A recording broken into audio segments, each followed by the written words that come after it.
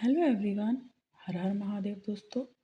आपके अपने चैनल हर दिन कुछ नया में आपका बहुत बहुत स्वागत है।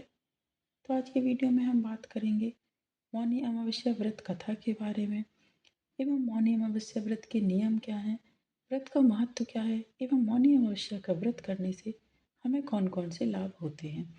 तो वीडियो बहुत ही महत्वपूर्ण है, इसलिए वीडियो को इसके बिल्कुल ना करें और वीडियो में अंत तक बने रहें।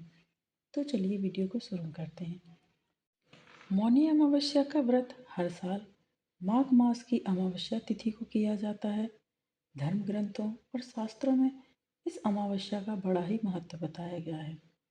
इस व्रत को करने से पितर संतुष्ट और प्रसन्न होते हैं और घर में सुख, समृद्धि और संतति की वृद्धि होती है। तो आइए जानते हैं साल 2025 में मौनी अमावस्या कब है, मौनी अमावस्या का महत्व क्या है एवं मौनी अमावस्या का व्रत करने से क्या क्या लाभ होते हैं एवं व्रत की विधि क्या है, और मौनी अमावस्या कथा का भी श्रवण करेंगे।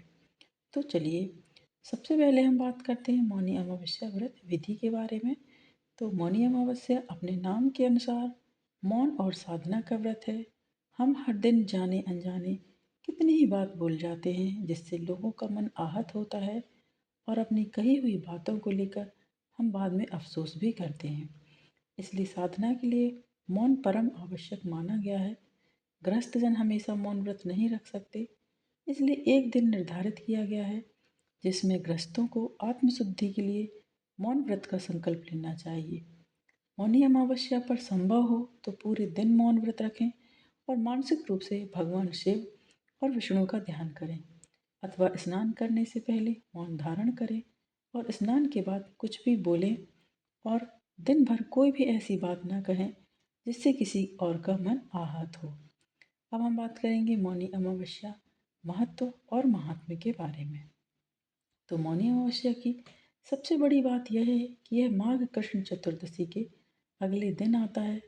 माघ कृष्ण चतुर्दशी को शिव जी का विवाह माता पार्वती जी से तय हुआ था और अगले दिन मुनियों और देवी देवताओं ने शिव की साधना के लिए उनकी उपासना की थी।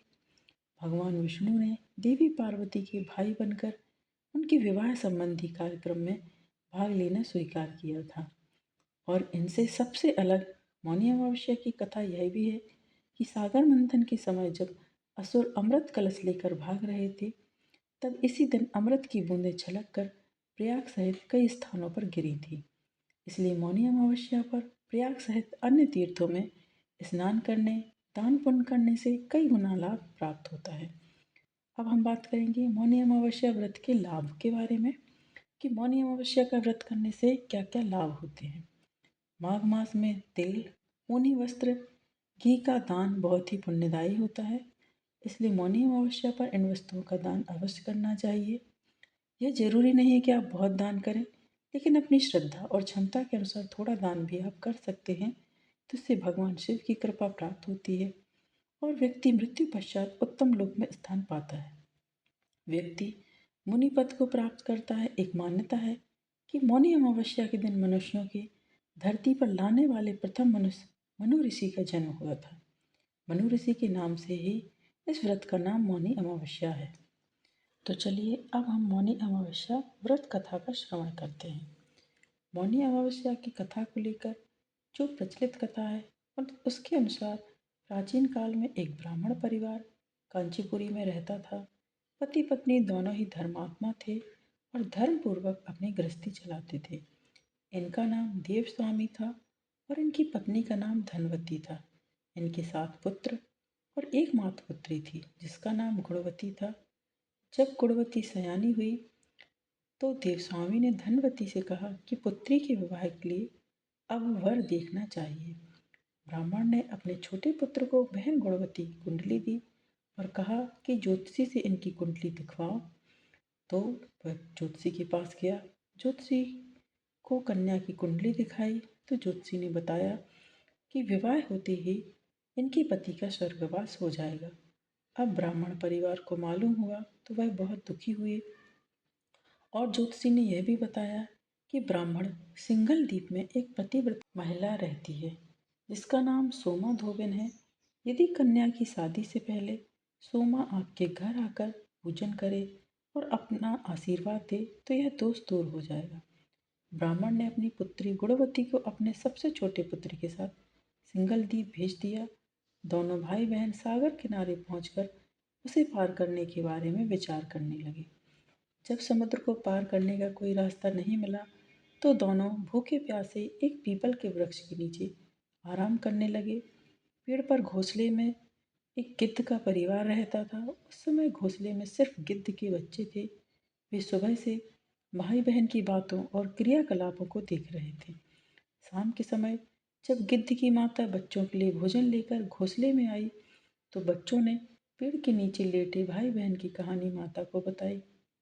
उनकी बातें सुनकर गिद्ध की माता को दोनों भाई बहनों पर दया आई और बच्चों के कहने से उसने कहा कि तुम लोग अब चिंता मत करो, मैं इन्हें सागर पार करवा दूंगी। बच्चों ने माता की बातों को सुनकर खुशी खुशी भोजन ग्रहण किया।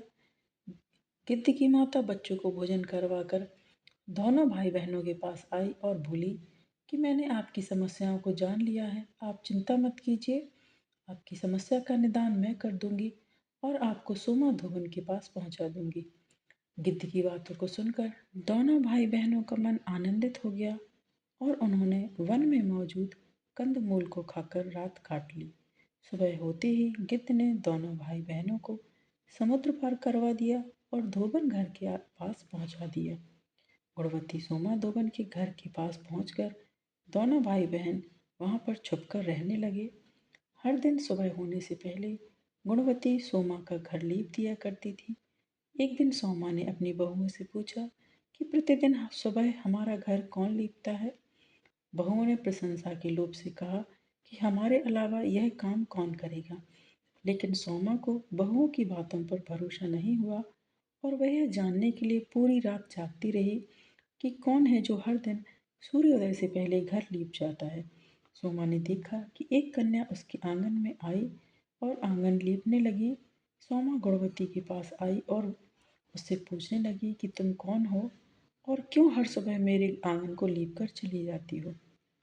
गुणवती ने तब अपना सारा हाल सोमा से कह डाला। गुणवती की बातों को सुनकर सोमा ने कहा कि तुम्हारे सुहाग के लिए मैं तुम्हारे साथ अवश्य चलूंगी। सोमा ने ब्राह्मण के घर आकर पूजा किया, लेकिन विधि का विधान कौन टाल सकता है। गुणवती का विवाह होते ही उसके पति की मृत्यु हो गई। तब सोमा ने अपने सभी पुण्य गुणवती को दान कर दिए। सोमा के पुण्य से गुणवती का पति जीवित हो गया, लेकिन पुण्यों की कमी से सोमा के पति और बेटी की मृत्यु हो गई। लेकिन सोमा ने अपना घर छोड़ने से पहले बहुओं से कह दिया था कि मेरे लौटने से पहले अगर मेरे पति और बेटों को कुछ होता है तो उनके शरीर को संभाल कर रखना। बहुओं ने सास की आज्ञा को मानकर सभी के शरीर को संभाल कर रखा। उधर सोमा ने सिंगल द्वीप लौटते हुए रास्ते में पीपल के वृक्ष की छाया में विष्णु जी की पूजा कर 108 बार पीपल की परिक्रमा की। इसके पुण्य से सोमा के घर लौटते ही उसके पति और बेटे फिर से जीवित हो गए। जैसी कृपा भगवान ने सोमा धोबन पर की है, वैसी ही कृपा हम सभी पर करें और अपनी कृपा दृष्टि बनाए रखें। तो ये मौनी अमावस्या व्रत कथा थी। यदि आपको आज का वीडियो पसंद आया है दोस्तों, तो वीडियो को लाइक कीजिए, शेयर कीजिए अपने दोस्तों के साथ, अपने परिवारजनों के साथ, ताकि उन तक भी ये वीडियो पहुँचे और वो भी कथा का श्रवण कर सकें, मौनी अमावस्या के व्रत के महत्व को जान सकें। और यदि आप चैनल पर नए हैं तो चैनल को सब्सक्राइब अवश्य कीजिए, साथ ही बेल आइकन को प्रेस कीजिए। इससे ये होगा कि मैं कोई भी वीडियो अपलोड करूँगी तो इसकी नोटिफिकेशन सबसे पहले आपके पास पहुँच जाएगी। आगामी व्रतों एवं त्योहारों के लिए चैनल पर बने रहें। मिलते हैं नेक्स्ट वीडियो में दोस्तों। हर हर महादेव, श्रीमन नारायण।